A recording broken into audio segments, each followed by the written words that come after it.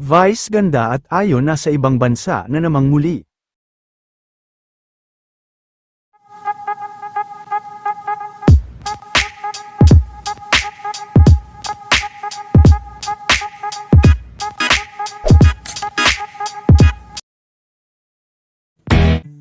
Hanggang ngayon ay marami pa rin ang nag-aabang, dahil ilang linggo na nga nawala at hindi pa rin bumabalik si Vice sa Showtime, at habang marami ang mga opinyon ng mga fans at manunood sa pagkawala nito, ay talagang sinusulit naman nila Vice na wala itong trabaho. Ngayong araw din ay spotted sa airport sila Vice Ganda at Ayon Perez at ayon nga sa mga naging post na kasama nila ay sa bansang Singapore sila ngayon. Hindi naman malinaw kung magtatagal sa ibang bansa sina Vice Ganda at Ayon Perez.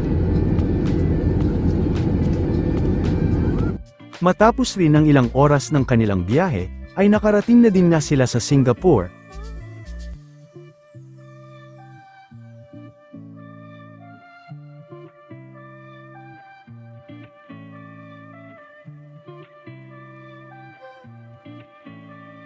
Spotted din na very sweet sa airport sina Vice Ganda at Ayon Perez.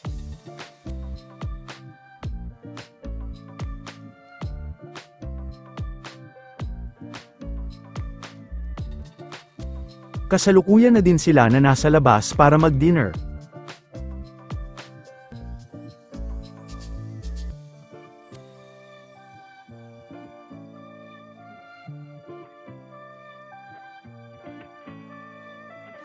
Samantala guest naman sa Showtime kanina sina JM at Piang.